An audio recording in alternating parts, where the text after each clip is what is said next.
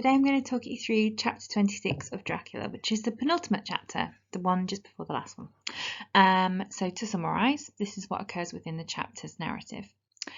In this chapter, despite Mina's reluctance in hypnosis, they manage to trace Dracula's ship. By latterly interviewing the captain of the Tsarina Catherine, Van Helsing's men discovered that the crew on board that ship wished to eject Dracula's box, but it stayed on mainly due to the intervention of the captain. And it has managed to reach its chosen destination.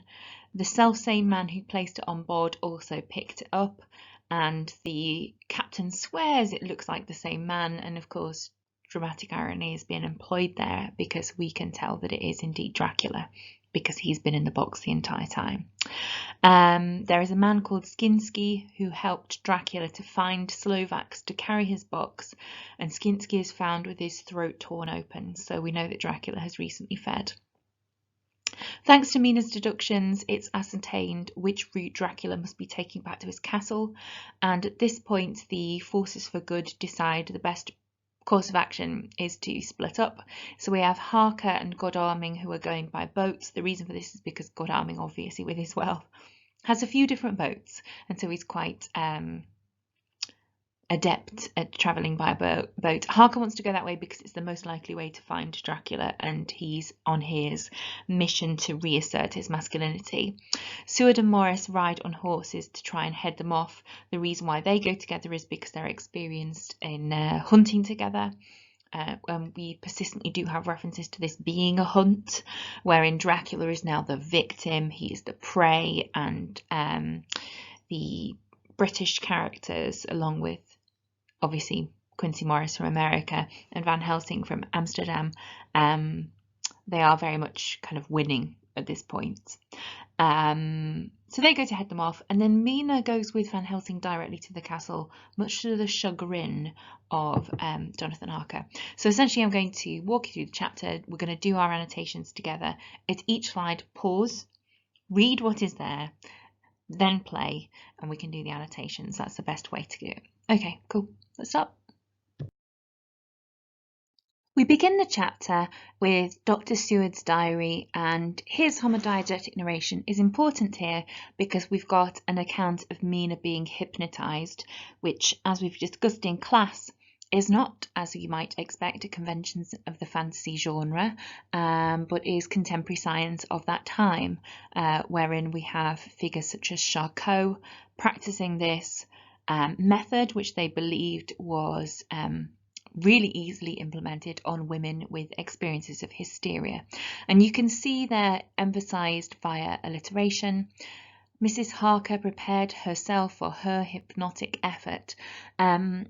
This alliteration emphasizes this moment because what's interesting is that hypnosis is usually something that women are yielding up to. They are passive, whereas Mina is she is investing effort in this. She is an able and willing participant, which runs contrary to the contextual experiences of women who were hysterical, who were often practiced upon against their will.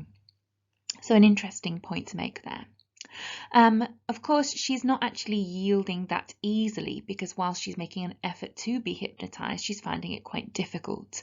The professor, Van Helsing, has to try pretty resolutely, and that adverbial phrase is interesting because it suggests to us that either Dracula's got a firmer hold over Mina than we would think, or that his connection with her is weakening, and it is the latter that is found out to be true. Dracula is trying to loosen his connection with Mina because he sees their connection as a kind of a weakness, an area which could be exploited by the forces for good, which is exactly what they're doing. So yeah, the adverbial phrase indicates that. It gives us a hint. When Mina is hypnotized, she uses the collective pronoun we, the inclusive pronoun we, which means that she is putting herself into the shoes of Dracula. She is empathizing with him. And here we can see a fear within the reader and within the listener, the characters such as Dr. Seward, the narrator, because by doing this, by empathizing with him, we almost foreshadow or foresee a future in which she would join his side and join the forces of evil. So something quite concerning about that pronoun. When we listen to what she says during her hypnosis, we can hear a gun is fired and there's tramping of feet. These kinesics, the verbs fired, tramping, suggest noise and excitement. And they foreshadow what we later find out, that upon board this ship, like the ship that Dracula was previously on, he imbibes within all around him a sense of fear and concern and paranoia, and this kind of action on board the ship is indicative of that. At the end of her hypnosis, she rises up as if impulsively, and from there she raises both her hands palm upwards as if lifting a weight. Now that simile is interesting because it tells us that she is physically doubling Dracula. She is acting like he is getting out of his box on the ship. So on a superficial level, we are discovering that Dracula is on board the ship and he is leaving his box when he wishes to, and walking around the ship, I guess, when he wants to. But it also tells us that Mina and Dracula have this really close connection that has not yet been broken, and it's there to cause disturbance and perturbation within the reader, but also within the listener, the characters of Seward and Harker, etc. When she returns to her ordinary characterization, you know this because of certain lexes which Stoker elects to use, like for example the adverb sweetly, which denotes to us that she has returned to her ordinarily incredibly kind persona, and is no longer the double for Dracula when she's out of her hypnosis. Okay, so take a pause and read this slide and then we'll do the annotations. So I think what's really interesting here is, when I say interesting, I mean I find it's quite comedic. As soon as she wakes out of her hypnosis, where she's been doubling for a really evil vampire, the first thing she does is she asks, "Would none of you like a cup of tea?" And this interrogative really backs up that adverb we just saw, that she is back to her normal, incredibly sweet domestic goddess self. So, I mean, I'm going back to the Coventry Patmore archetype of the angel of the house here. And what's more, she's quintessentially English in that interrogative. Would none of you like a cup of tea? There's a desire to nurture, a desire to serve, and therefore you know that the power of Dracula is not completely over her soul at this point. There is a kind of a kernel of sweet British woman still held within. The description of Seward's reaction is quite funny also. "We could only make her happy, and so we acquiesced." I think that particular declarative is quite comedic also, because the notion is to make a woman happy, you let her serve you, which within a patriarchal society perhaps makes sense, but today seems quite peculiar. So it is indicative of the androcentric world this novel is born from. We then have, "If it be in the night, changes form and can jump or fly on shore as he did at Whitby." So within this speech, Van Helsing is giving us a range of different situations that could manifest themselves if Dracula is to land on board shore.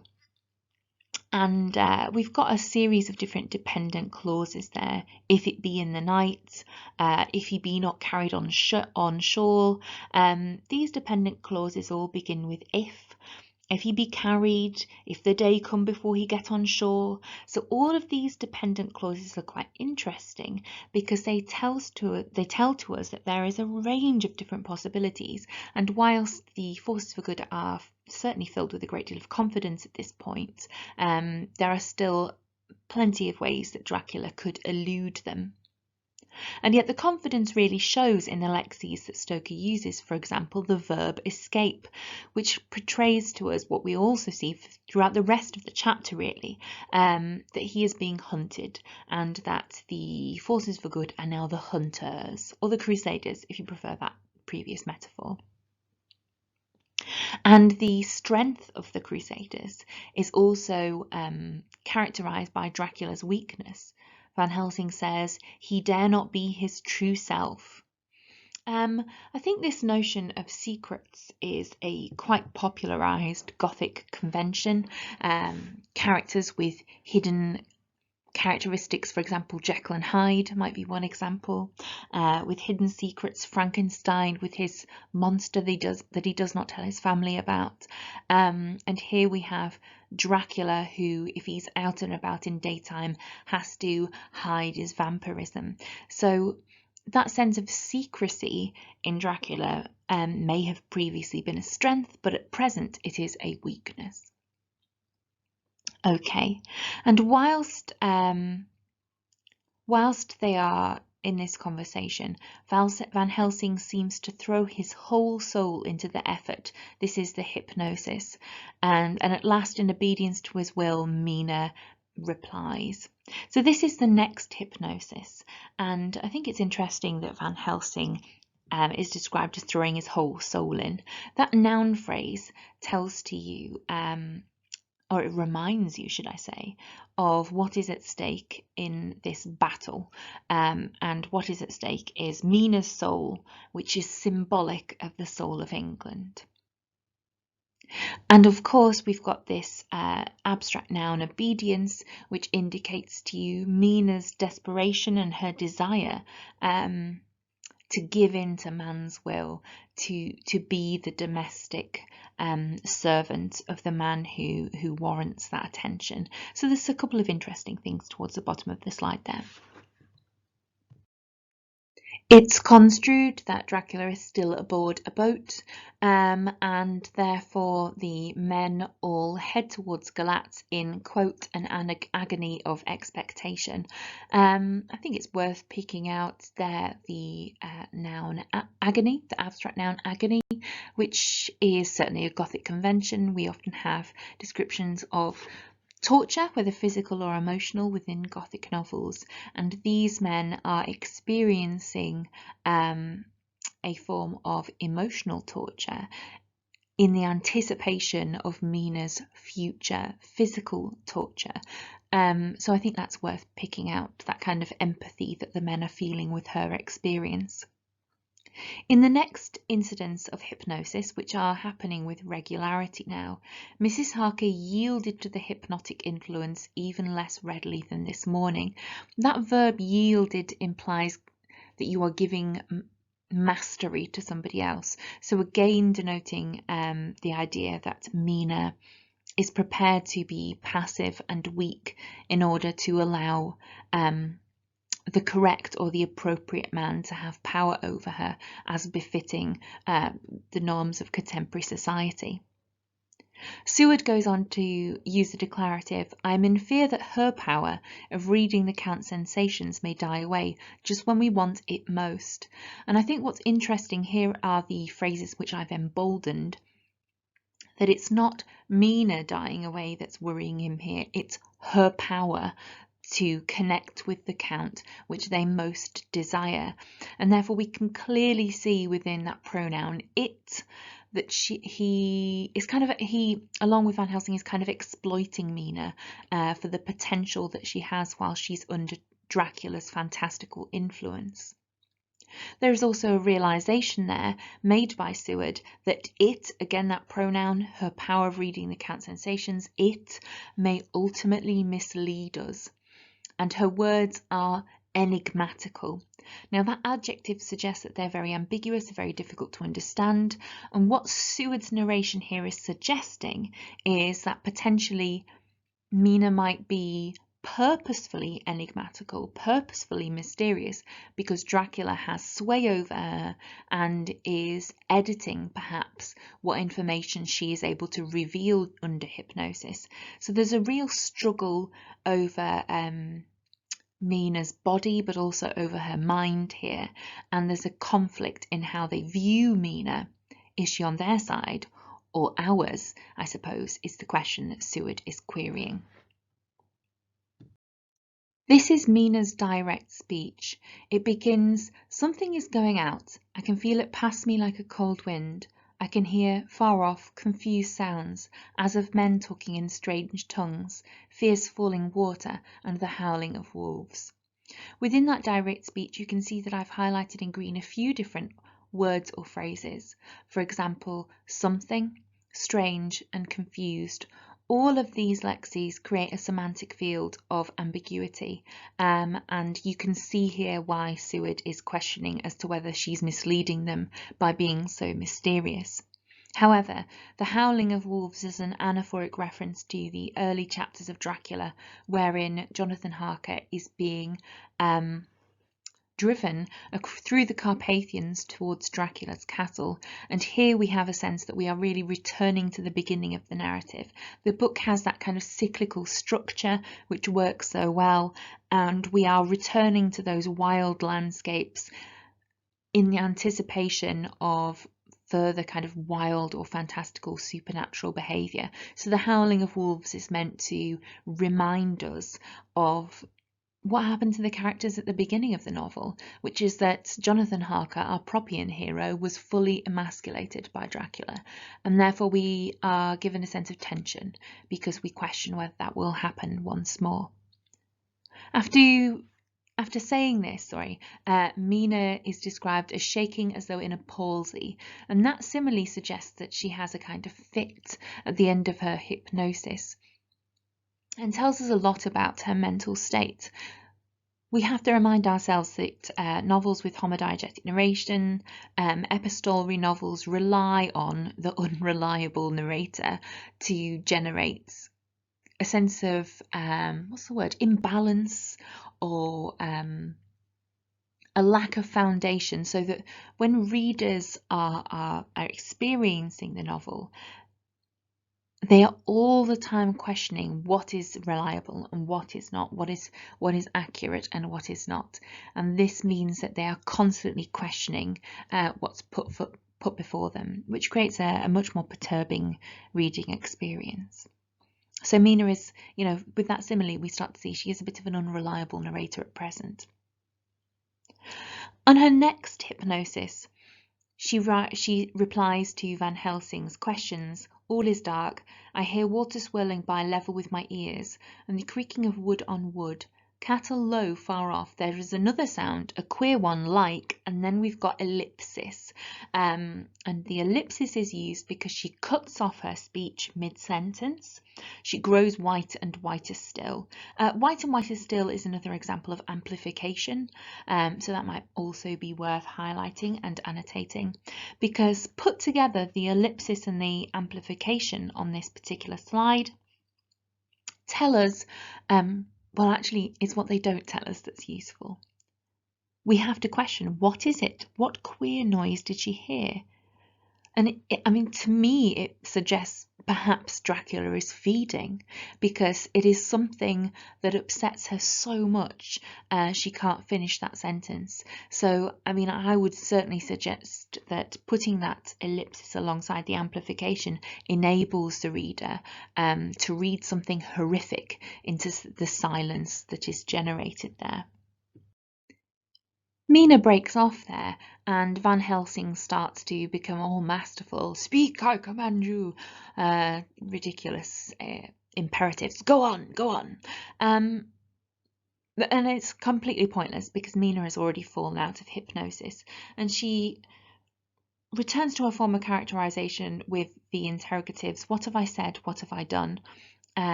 It seems so funny to hear you order me about as if I were a bad child."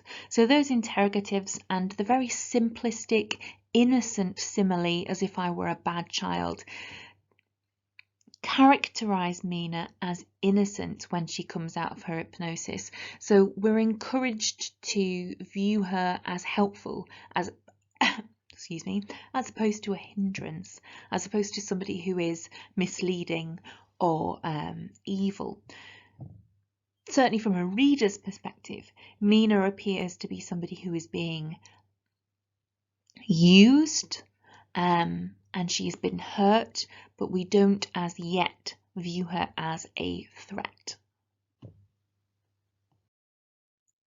We've now switched to Mina Harker as our homodiegetic narrator, and at this point we've got a sequence of very short entries which describe what administrative or detective efforts are being undertaken by the characters.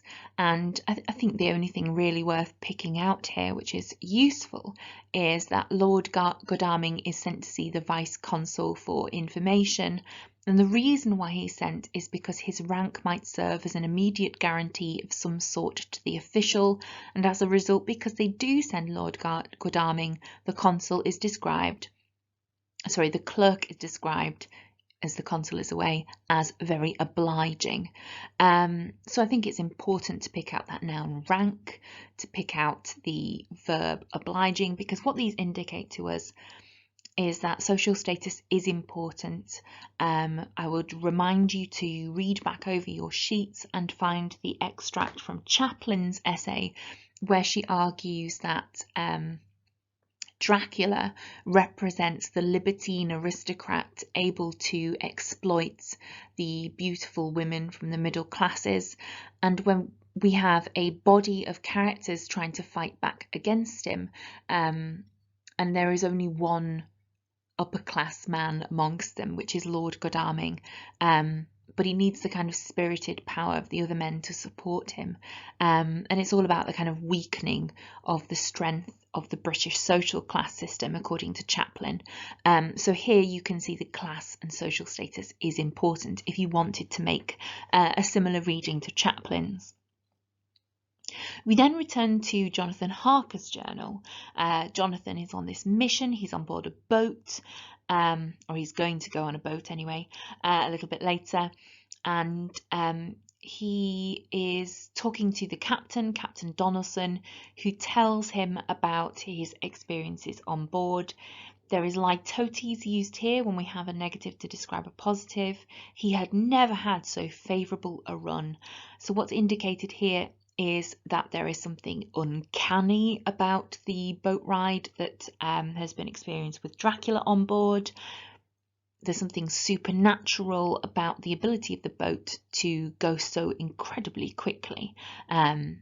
So it's just a reminder of Dracula's supernatural potential and how he can use that to his advantage to defeat his foes. Captain Donaldson's speech is, as you can see, written in dialect. There's some phonetic spelling used here. He says, "It's no canny to run frae London to the Black Sea." I don't know what accent I'm doing there. But we do need to pick out that adjective, canny. It's no canny. So it's uncanny. The uncanny is a really interesting thing to read about. It's a Freudian theory. It was not in existence when Stoker was writing, but it was very shortly afterwards. And Freud was a student of Charcot, who is referenced explicitly by Stoker. So it's very easy to make Freudian readings of Stoker's novels because Stoker is using contemporary psychology, and Freud at that time would have contemporarily been also studying and putting together his own works on psychology. So they're both feeding off the same context. The uncanny, according to Freudian theory, I can't speak today, is something which is not normal on a very, very superficial level. So, for example, the uncanny comes from the Freudian word unheimlich, which means not homely. And usually the uncanny is something which is repressed, an idea that's repressed in the home. And here he says, it's no canny, it's uncanny to run from London to the Black Sea, to go from London to the Black Sea with a wind behind you, as though the Dale himself were blowing on your sail for his own purpose, as though the devil himself was blowing on your sail for his own purpose. So there's an understanding there within the captain that's repressed, that if the weather is really, really going in your favour, his repressed belief is very superstitious, that there's a wider or deeper or more significant purpose afoot, maybe gods, or maybe the devils, or maybe, I don't know, happenstance or karma, but there's a repressed understanding of superstition, which, as we hear from Donaldson, we realise he is not a superstitious man, hence why these thoughts are repressed. I think the simile, as though the devil himself were blowing on your sail for his own purpose, is really important because, you know, dramatic irony is at play here. We know for a fact that Dracula is using his supernatural abilities, and therefore he is symbolic of the devil.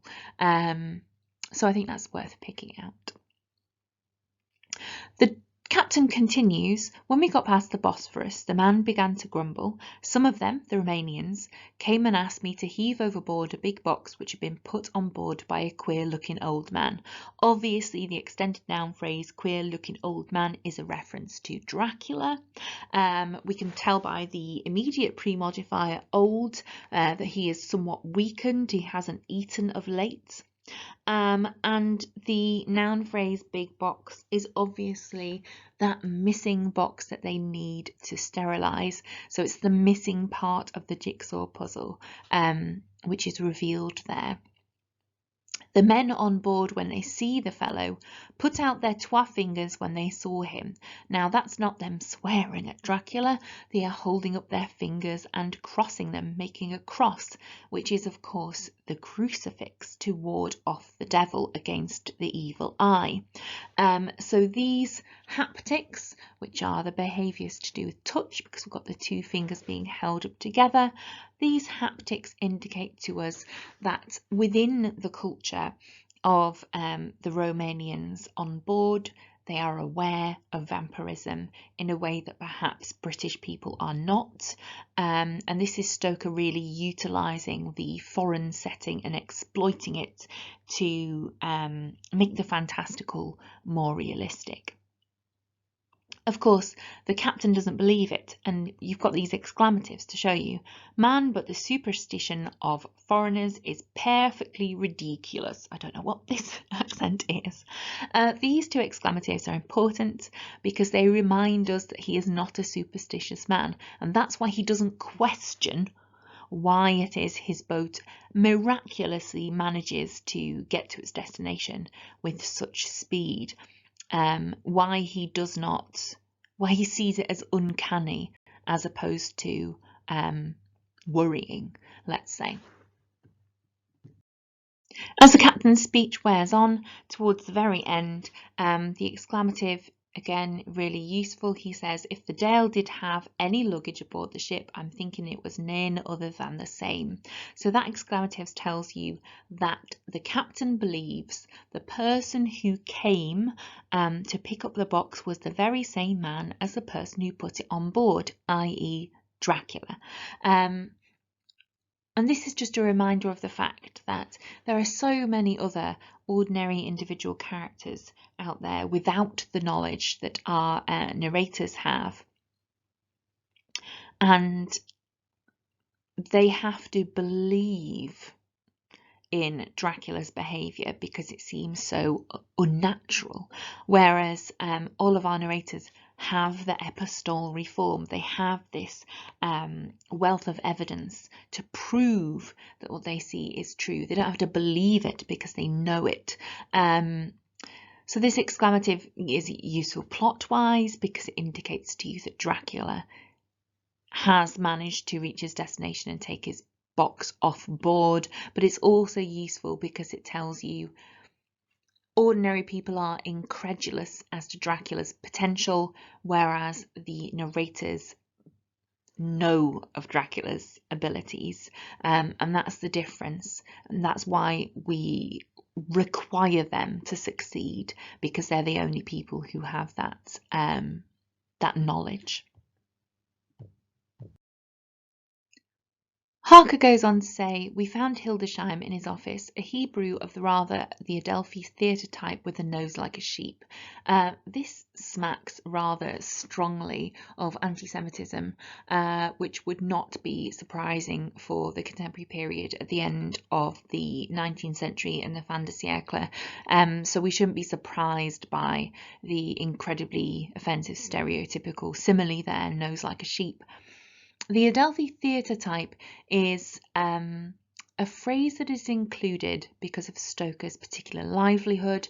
He was a man who worked in the theatre, and this is a reference to another theatre in London, which perhaps had Jewish backing. We must make that assumption, and therefore he is referring to the culture in London towards the end of the 19th century by making that comparison. Towards the end of this slide, you can see that I've picked out a semantic field of money. Dracula pays for some Slovaks to take his box with an English banknote, which has been duly cashed for gold.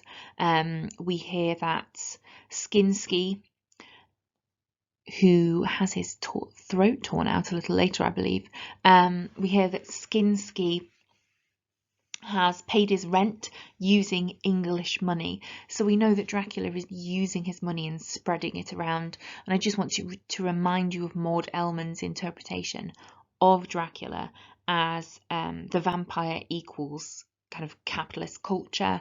This notion that Dracula is kind of sucking up the money from society and using it to further his own exploits. Not my own reading, Maud Ellmann's, and something you've got on previous sheets, so make sure you do have a look at that. But you can see he's spreading his money around here in order to further his own gains and aims.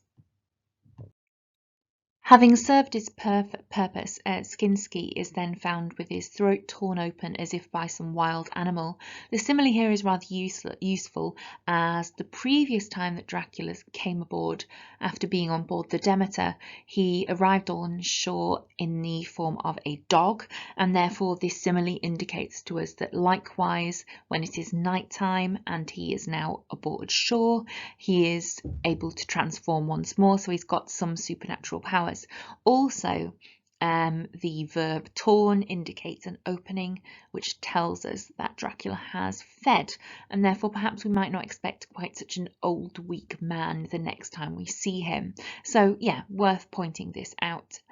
Again, the cyclical narrative working to suggest to us that Dracula is continuing in his efforts to rebuild his power, if you like, so that he can return once more to shore in England.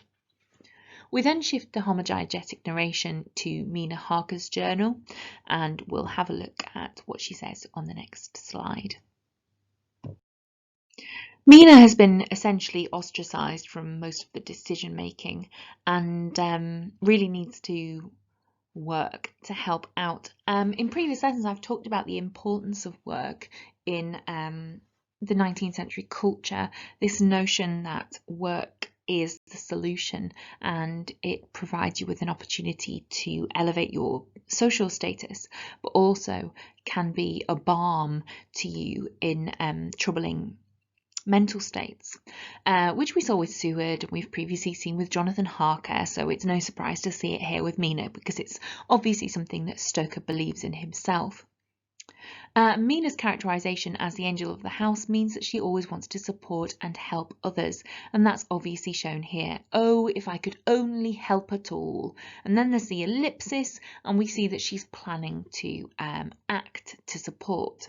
She decides that she's going to go over all of the papers, so utilising the epistolary novel form to generate realism here. And then Mina says, I do believe that under God's providence, I have made a discovery.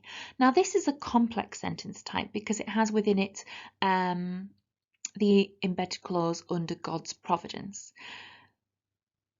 She is a detective. She has made a discovery. So the sentence ends on what she's been able to do. But that embedded clause under God's providence, or, the preposition phrase, whatever you want to call it, it tells you that Mina is giving thanks to God for her discovery. She's implying that he has provided it to her, therefore indicating that she believes she's almost like a vassal, a cup that is filled by God's power. She's a what's the word? A bridge. Do you know what I mean? Basically, she's not taking credit for her own actions. She's giving credit to God for those. This is something which is obviously relevant to the far more religious period in the 19th century than we currently live through now, but it also indicates to you her goodness. There's a reason why the archetypal domestic goddess is the angel of the house, because that noun angel has connotations of religion, so there's a morality there, and that's certainly shown here. But as a modern woman reading it today, I'd want Mina to say, you made the discovery, love, you did the work. So yes, different time periods reacted Mina in certainly very different ways at this moment in the novel. This is Mina's memorandum entered into her journal. A memorandum is, or a memo, is a document to be shared with people that you work with. And it's interesting the way that it's set out, almost akin to a legal document with different subsections and articles, and therefore it's denoting her professionalism. Mina says that Dracula must be brought back by someone, and she describes him in the state of helplessness. So there's a passivity to the characterization of Dracula here. You would suggest then that he is vulnerable, and certainly that abstract noun helplessness indicates that. She says he could go either as man or wolf or bat or in some other way, but that is only if he had the power to do so. That polysyndetic list indicates to you Dracula's potential, but it also, within the entirety of that paragraph, tells you that Dracula has not got his full potential. He's not got that at his liberty. Towards the bottom at Z, you can see his pursuers might follow. This is his highest fear, and in order to prevent his being betrayed, he has repelled, so far as he can, even his victim, me. So this exclamative indicates to you that Mina feels Dracula is trying to repel her, and that verb suggests he's trying to push her away. She describes herself as a victim, which is obviously a Gothic convention, and the exclamative me indicates to us that she has that self-awareness. Having essentially ruled out that Dracula would be travelling by road, Mina goes on to evaluate to what extent she thinks Dracula might have gone by rail or by water. And it's the third of these that she suggests is the most likely method of transport. She utilises the superlative safest and most danger to show that this is a risky method of travelling for Dracula, but probably the most likely. And then she goes on to explain about his potential, his abilities, and how they can be utilised when he's on the water. So you can see that she's using these modal verbs can and could. He can only summon fog and storm and snow and his wolves. He could have the vessel drive to land. And these modal verbs are utilised to show you what he can do and why this makes him most likely to travel by water. So reminders of his supernatural capabilities, but also reminders of his limitations, which are used here to tell you that Mina believes this is his most likely method of travel. This is a really well organised document, and she sets out very clearly what her views are. You can see there's lots of truncated paragraphing, very short paragraphing, which tells to you that she wants to be as clear as possible for her readership, which is the forces for good. And you can see her really logical thought process, which reminds us of Van Helsing's quote that she has, "a man's brain." Towards the end of this slide here, I just wanted to pick out the reasoning behind Skinsky's murder. The box was given to Skinsky before sunrise. At sunrise, the Count could appear in his own form. Here we ask why Skinsky was chosen at all to aid in the work. In my husband's diary, Skinsky is mentioned as dealing with the Slovaks who trade down the river to the port, and the man's remark that the murder was the work of a Slovak showed the general feeling against his class. The Count wanted isolation. By murdering Skinsky, it's clear that Dracula is covering his tracks. By using Skinsky particularly, it meant that he was able to work with Slovaks, as those were the connections that Skinsky had. Slovaks being treated predominantly with quite a racist perspective by the general populace indicates to you that Dracula does not want to be bothered. He wants to be left, as you can see there with the noun isolation, he wants to be left alone. This means that by sort of surrounding himself with Slovaks, being able to easily blame the murder of Skinsky on Slovaks because of the prejudice held against them, Dracula is cutting himself off from the modern society which he wished to make mastery over. So he's returning to his isolation at his castle with the aim of returning later with greater power and more knowledge. Mina's final judgment is that Count Dracula is going to his castle by way of the water. My surmise is this: that in London the Count decided to get back to his castle by water as the most safe and secret way. You can see here that Stoker is using hendiades, which is when you've got a noun described by two adjectives joined by a conjunction, safe and secret way. This hendiades is used to imply that Dracula fears for his life, hence the adjective safe, but also shows you that he is weakened, he's feeling vulnerable, he's feeling worried about travelling in the open, he's lost his confidence, and that's what the second adjective, secret, implies to you. The murder of Skinsky is described using a metaphor. He blotted out his traces, as he thought, by murdering his agent.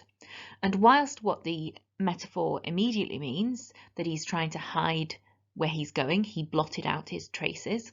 The verb blotted has with it connotations of clumsiness and mess, and what is implied by that metaphor, and specifically that lexical choice, the verb blotted, is that Dracula is making a mess of things and he will be caught because of the clumsy nature of his own plotting.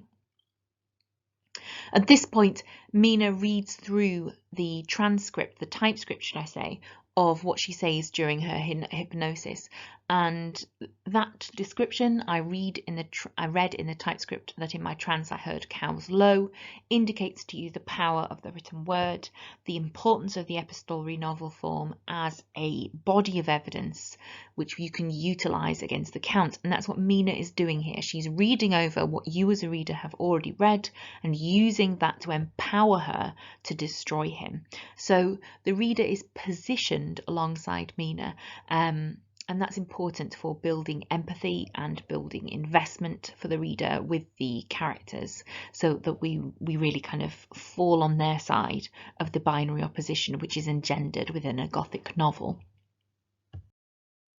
After reading out loud her memorandum, we have possibly one of the very few moments of amorousness between Jonathan and Mina. Jonathan took me in his arms and kissed me, a sense that she is rewarded romantically for her almost professional subservience and professional aid that she gives to Jonathan as his secretary almost, which is, you know, indicative of their kind of relationship that they have. I want to remind you of Phyllis Roth's essay, which I gave to you recently in long form, wherein she argues that Jonathan and Mina's relationship is a pure one. It is not a physical one. The only physical and sexual relationships seem to be between vampires or between humans and vampires. And so we do get a sense that because this is one of the very few times where they are romantic with one another, it's kind of the exception that proves the rule, if you like. It indicates to us how very few times they are sexual or romantic with one another. There's a purity to their relationship. The others kept shaking me by both hands. These haptics here, the touch The shaking hands indicate to you that Mina works almost, as I said, as a secretary, professional. She's congratulated almost as an equal here with the men. And Van Helsing described her as our teacher. Of course, we are reminded of the fact that that formerly was her job before she got married. So we do remember that she is a new woman of a sort, to an extent, because she did formerly earn her own keep, earn her own money. Van Helsing then says, "Now, men, to our council of war." Now, this piece of direct address is interesting because, having just acknowledged that Mina contributes so much to the battle against Dracula, he directly addresses the men, isolating and ostracizing her, and turning the conversation to a council of war. And that noun phrase, council of war, tells to you that they are preparing to do battle, physical battle with Dracula, and therefore that's the reason why she's isolated, because she's not allowed to do any physical work because of her gender. Again, patriarchal views, not mine. What then goes on to happen is a description of the Slovaks who are carrying Dracula across the country. They are described as having rude arms, which means rudimentary armaments, very simple weapons. And that noun phrase is met by the fact that all of the men have a small arsenal, a small body of weapons themselves. So we can see that we are building up towards a battle. We've got rising action here in the pattern of noun phrases concerning arms at the very bottom of the slide. This is the portion of the text wherein the forces of good split up and decide to hunt Dracula on 3 fronts. Quincy is going to go with Seward. This is direct speech from Dr. Seward. He says, "I think I'd better go with Quincy. We have been accustomed to hunt together, and we two well armed will be a match for whatever may come along." So the verb hunt obviously is implying that Dracula is now prey, and it suggests the tide is turning in favour of the forces for good. Mina then reflects on Jonathan and what Jonathan is going to do. Of course, he wanted to be with me, but then the boat service would most likely be the one which would destroy the vampire. Why did I hesitate to write the word? The false start there, the vampire, indicates to you the struggle that is internal within Mina. In parentheses, she adds the rhetorical question, why did I hesitate to write the word?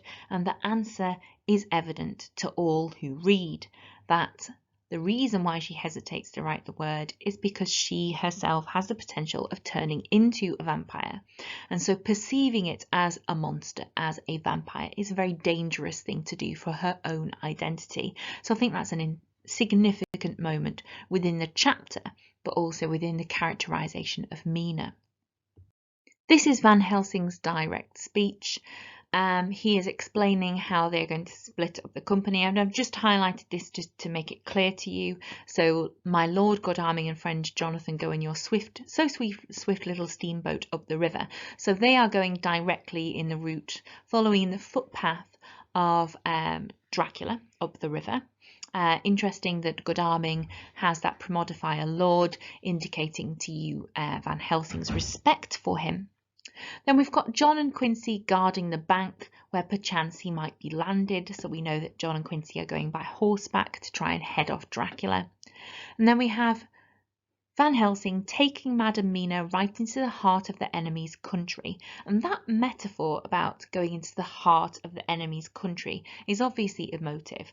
And what it is going to do is provoke a strong reaction out of Jonathan Harker. Because it suggests to us that we're going on to enemy territory. And previously, the Carpathians and Dracula's castle within them have been described as like a whirlpool of fantastical events, a very special, significant place where peculiar and strange things can occur. So the metaphor of it being the heart of the enemy's country is designed to provoke a reaction. Why take the most vulnerable person there, we question. Van Helsing describes Dracula as an old fox, again extending the metaphor of this being a hunt and him being the prey. The fact that it's got the premodifier old implies to him that perhaps his wiles, his manipulative capabilities, which are usually connotated by the noun fox, are fading. And what is described as one of the reasons why they want to go to Dracula's castle is because there is a vest of vipers to I'll start again. A nest of vipers to be obliterated. That metaphor, the nest of vipers, is a reference to the 3 vampire women who we know are housed there.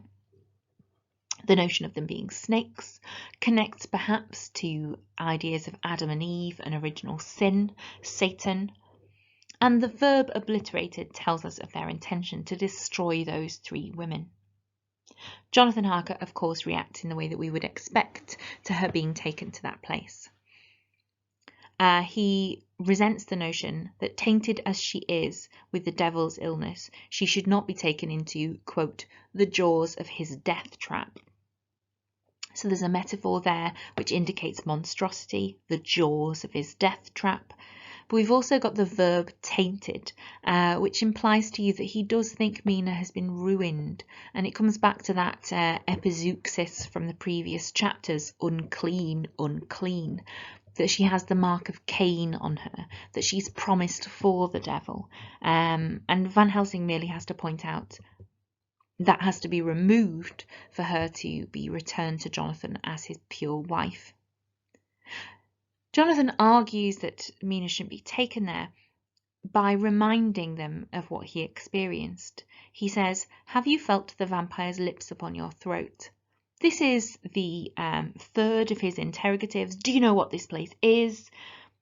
Have you seen yada yada yada, the wind, a devouring monster in embryo? Have you felt the vampire's lips upon your throat? It's interesting that it's the 3rd of 3 interrogatives. So the kind of it's the thing that has the most power within that piece of direct speech because of the rule of 3, the use of tripling. Have you felt the vampire's lips upon your throat? Now, those haptics aren't necessarily threatening. Lips, not teeth, lips. He's owning up to the notion that the woman has kissed him, and she's kissed him in a vulnerable position. The terror of a sexual woman, the terror of a romantic woman is what's being described here. And it really does tell to you that Phyllis Roth's reading of the novel is a very viable one and one worth returning to and revising. Van Helsing reinforces that there is a reason why they need to go to Castle Dracula. There is work, wild work, to be done there. So the use of amplification from work to wild work, amplifying it, adding more detail to it, indicates to us that what they are going to do when they get there is they are going to do something which is wild, savage. This foreshadows the fact that Van Helsing wants to go to Castle Dracula to cut off the heads of the 3 vampire women, which is very savage in its description in the final chapter. The aim there is to purify, to make clean, and that verb is important because that is also the aim with regards to Mina. He does remind Jonathan of the gloating lips, but also the moving bag, which is a euphemistic way of reminding Jonathan Harker about the baby that is killed by Dracula. By the 3 vampire women when Dracula provides them with the moving bag and the baby. And he is reminding Jonathan that to prevent Dracula's, taint or his pollution from spreading, then they have to address those 3 women and prevent further vulnerable people from being harmed. Jonathan acknowledges at the end, do as you will, we are in the hands of God. Again, that sense of like a shirking of responsibility, a suggestion that it is God's work that they are doing, not their own, which reminds us of the semantic field of crusading, which is exemplified throughout the later portion of the novel. In their preparation to separate, Mina exclaims, "How can women help loving men when they are so earnest and so true and so brave?" So you've got tripling there, you've got a polysynthetic list, so earnest and, so true and, so brave, all within that exclamative. This very much reminding us of Lucy in the early chapters when she questions why she can't marry 3 men. What's the issue with that? But it's a celebration of patriarchal power. It's a celebration of masculinity and activity and heroism within that exclamative. And then it's followed up with a much more weird exclamative. And 2, it made me think of the wonderful power of money.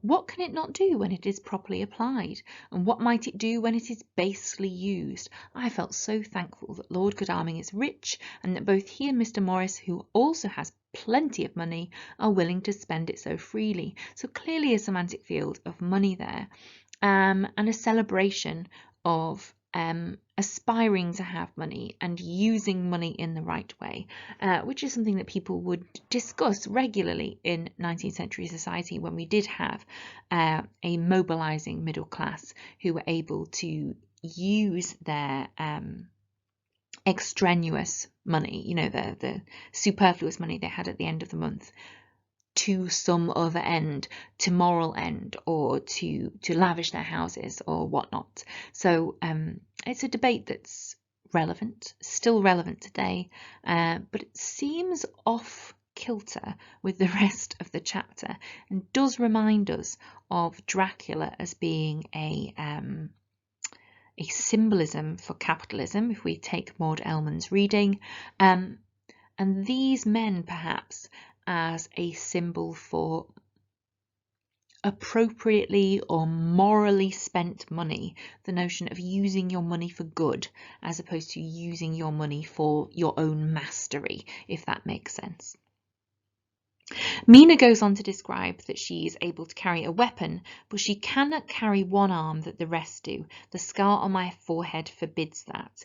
This declarative implies to you, but does not explicitly state, that she cannot carry a crucifix. I cannot carry one arm that the rest do. Why can't she explicitly state that she can't carry a cross? Well, it's because she's very limited in what she can say. She still does have the kind of limitations of a vampire. She can't acknowledge the crucifix. And that limitation is really connoted by the verb forbids. The description of the setting starts to arrive here. I think it's really good in the final chapter, but we're getting a few kind of early indicators of the setting and how it's described. There are snow flurries which come and go as warnings. Now that simile is interesting. Previously we've seen dust turn into the 3 vampire women. In the final chapter we'll see the 3 vampire women be revealed out of snow. So that simile is foreshadowing. Later, snow flurries will come as the 3 vampire women. So these snow flurries are warnings of them later in the book.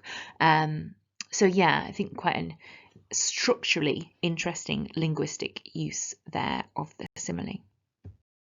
Not much to add here. So we're in Jonathan Harker's journal. He is on board the boat there on the river. They are going through the Carpathians, which is again cyclical, returning to the opening of the book when they are going through the Carpathians to gain Dracula's castle. We've got the repeated assertion, we are in the hands of God. You know, that's becoming collocation now. Every time we hear we are in the hands, we know it's going to end of God. So that's collocation, almost like a cliched phrase, if that helps you with that definition. And, you know, that semantic field is extended by going from God to the abstract noun faith. And this notion of them being on a crusade becomes, you know, pretty explicit here. So Jonathan Harker is chasing Dracula down the river with Lord Godalming to support him. And as the Propian hero seeking to reassert his patriarchal dominance, useful phrase, maybe one to write down, he's starting to look at this in a little bit more of a positive light. He describes it's a wild adventure we are on, and that noun phrase connotes excitement and therefore generates rising action. This notion that we're rushing towards the climax where Jonathan Harker can do battle with Dracula. We seem to be drifting into unknown places and unknown ways, he says, into a whole world of dark and dreadful things. And what I think is interesting here is that we are really hitting on a kind of a cultural anxiety of the fin de siècle, again, a really useful phrase. And one of the cultural anxieties of the fin de siècle at the end of the century is that we're about to enter into a new world and we don't know what it's going to be like. So there's this sense of paranoia, which often is fed into periods of fin de siècle. And that's really shown with the syntactic parallelism, unknown places, unknown ways. And then the Hendiades here, dark and dreadful things. Perhaps he is electing to use some of that ambiguous language, things unknown, because he does not want to deal with his previous experience. Maybe he's repressing memories of his previous visit to the Carpathians, or maybe Jonathan Harker is, excited at the prospect of a new world. But there's a whole load of different readings you could take from that noun phrase, from that syntactic parallelism, from that Hendiades. So I suggest you take a moment and really annotate it fully. Still in Harker's journal, they keep stopping boats on the river and check the boats for the presence of Dracula's box. And each time they do, Jonathan Harker says the men were scared and fell on their knees and prayed. Now, whilst superficially we might think, oh, maybe that's because they're frightened of Dracula. That's not the case. These men are scared of Lord Godalming and of Jonathan Harker. And let's take a post-colonial reading here. These are people within their own land who are frightened of a white man on a boat, basically taking command of their boat, searching it, and then letting them on their way. There's a sort of arrogance, a colonial arrogance to the behaviour of Lord Godalming and Jonathan Harker, and it is certainly worth pointing that out and regarding those verbs and adjectives very carefully. Scared, adjective, fell on the knees, kinesics, verb, prayed. Very revealing. In continuation from the previous slide, we learn that Harker and Godalming have overhauled every boat, big and little, and they have had every deference shown to us. Deference is when people treat you like you're somebody special. If you defer to somebody else, you acknowledge their superiority. And therefore, that abstract noun deference indicates to you again that Lord Godalming, along with Jonathan Harker, are utilising their privilege as wealthy, white, English, colonial men to be able to use that for their own gains, to be able to have access to anybody's boat and to search it, which ordinarily or in a modern society we would hope they would not immediately gain. But it's a good job they do here, because otherwise they wouldn't get Dracula, obviously. Lord Godalming obviously feels deeply sorry or pities Jonathan Harker because of his emasculation at the hands of Dracula, when Dracula basically exchanges bodily fluids with Mina, which we know is symbolic for a kind of sexual act. And he feels so sorry for him that he allows Jonathan Harker to sleep more. It's broad daylight. That good fellow would not wake me. He says it would have been a sin to, for I slept peacefully and was forgetting my trouble. I think it's interesting that he uses the noun sin to extend the semantic field of religion, which you can see in the further exclamative I've highlighted in green. But I also think it's interesting that he uses a euphemism I slept peacefully and was forgetting my trouble. Well, trouble is a very ambiguous way of saying, you know, my emasculation, my loss of control over my wife. And therefore, yeah, you can see that the euphemism, the ambiguous noun trouble, suggests that he's trying to repress his emasculated circumstance so that he can reassert his dominance at the novel's denouement. Nearly done for the penultimate chapter. Woohoo!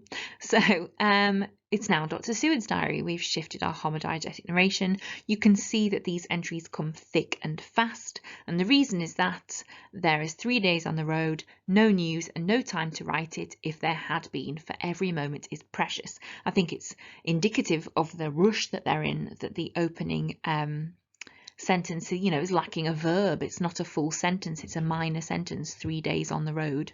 Not 3 days riding on the road, 3 days on the road.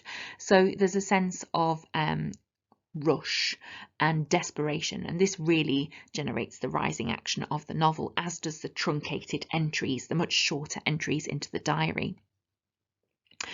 Time is important here, as we've seen before. Every moment is precious. And that final clause tells you that time is important to Dracula, it's important to them, but it's important for different reasons because of the limitations on Dracula, because Dracula can only do certain things at certain times of the day, so time is very important in the manifestation of his powers, but it's also very important to the men because they are mortal and Dracula is immortal. However, Seward is still incredibly positive, akin to Jonathan Harker, who previously described himself as having a wild adventurer. Dr. Seward is having adventurous days, so we can see that noun phrase very much mirrors the perspective of Jonathan Harker. During the rising action, these men seem to be emboldened in their feelings. There are signs of snow coming in the entry for the 3rd of November, which indicates, you know, winter and cold. Very evocative landscape, which implies a sense of otherness or foreign landscape, if you like. Wild landscapes are obviously a convention of the Gothic genre, so they're being utilised well here. At this point, there is some news for the 4th of November, where we discover that the boat Godalming and Harker have been in has had something of an accident, but Godalming, as an amateur fitter himself, has got it launched in trim again. The colloquial preposition phrase in trim tells to you of Godalming's skill, and therefore, again, emboldens us as readers to believe that they can win against Dracula. The noun, the chase, reminds us of this being a hunt and Dracula becoming the prey, again suggesting that the forces for good have the potential to win. And then the news of the boat is given to them via gossip from the peasantry, which indicates Dr. Seward's snobbishness. I mean, I love Dr. Seward. He's one of my favourite characters in the novel Dracula. Scratch that, he is my favourite character in Dracula.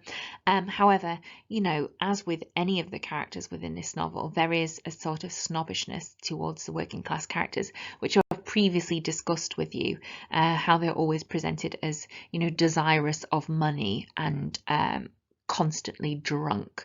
And here Seward refers to them as the peasantry, and that noun has clear connotations of snobbishness. So Mina and Van Helsing have separated and they are arrived at Veresti. They're on their way towards Dracula's castle. Mina states that Van Helsing could hardly hypnotize me at all. Ergo, she is suggesting that the connection with Dracula is really wearing very, very thin, because all she can find out is that he is in a place which is dark and quiet. Alliteration once more emphasizes this. He could hardly hypnotize me.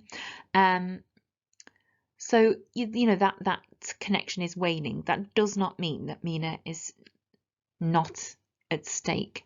However, she still is. Mina ends her entry on the 31st of October in the morning that she would like to return to these landscapes, to fill our minds, hers and Jonathan's, with memories, with all the colour and picturesqueness of the whole wild, beautiful country and the quaint people. The adjective quaint has again a tone of snobbery or condescension, but essentially she's depicting the Carpathians and the area wherein Dracula's castle is located as somewhere which is worthy of tourism. And whilst it is a wild landscape, a whole wild beautiful country, that extended noun phrase, it is still somewhere which is beautiful. It's described as full of colour and picturesqueness. Now the picturesque is something which is pretty and well organised visually, and she's really enjoying the aesthetic of it. However, that's a very objective view, and it would seem at this moment that Mina has forgotten what her husband suffered here. So perhaps there's a lack of empathy. When she's separate from her husband, is she really considering what his emotional state would be? Because she's imagining herself returning here with Jonathan, which is a quite peculiar thing to do, I would suggest. The chapter ends with collocation again. God, I'm getting really bored of this phrase, but we are truly in the hands of God, which is important because this collocation, the hands of God, reminds us of the fact that these forces for good are on a crusade, but they also indicate to you a lack of responsibility, implying that what they are going to do, they're going to kill somebody. You know, it doesn't matter that he's a monster. They're going to kill somebody, and they are not facing that mortal truth. There's a semantic field of religion, obviously, with God, pray, and soul. And at the end of the chapter, Mina prays to God, not so much for herself, a little for her sad and humble soul, but mainly so that God will watch over her husband. And whatever may happen, she writes, Jonathan may know that I loved and honoured him more than I can say, and that my latest and truest thought will always be for him. And at this point, Stoker is celebrating the selflessness of Mina, that her last thought would be for her husband, and for the idea that she would spend her last moment celebrating him. This is why she's the angel of the house. This is why she's brilliant domestically, because she puts men before herself. So really kind of, she's lost the sheen of the new woman, which we may have seen at the very start of the novel when she had a job and, you know, she's seeking to better herself. That's been shaken off for the more conventional archetypal role of the woman, to be the angel. As the recording of those annotations took me over an hour, it's going to take you a little bit longer than that to actually do them. So, because you have to pause every now and then to read the text that's on the screen. So that'd probably leave us with about 15-20 minutes left of the lesson. Of the 2 hours that you've got apportioned for today. I would really like it if you could do this activity during that time, because it is a worthwhile revision activity. So I would like you to revise this chapter, so go back through it, and I would like you to find material on the significance of passivity, that means when we are inactive, the significance of Harker, the character, and the significance of supernatural powers. So you're going to go back through the chapter. You're going to fill in the table that's on the slide now. What pages would you refer to? What can you find on those pages with regards to these question focuses? When you've done that, I want you then to look elsewhere in the book and find at least one other moment in the book that connects to this concept, the significance of passivity, Harker, or supernatural powers. In the examination context, you've got to be used to finding appropriate connections that will allow you to look beyond the extract. So this is practice basically for that. Okay, so that's what I want you to do. On the next slide, there will be some direct study, which will prepare you for Friday's lesson. So do complete this. And if you're at home, please upload it on class charts. Right, so direct study, really simple. all I want you to do for Friday is read the last chapter of the book. This will mean that I don't have to spend the entire time walking you through the chapter, and instead I can just reflect on key moments, and hopefully we can do some extract practice. So I want you to read the end of the book, so all of the last chapter, chapter 27, and I want you to write your own brief summary, just like the one that I did on the very first slide of this particular video. You also need to upload that summary on ClassChat so I can see that you've done it, especially those of you who are working at home. All right, take care.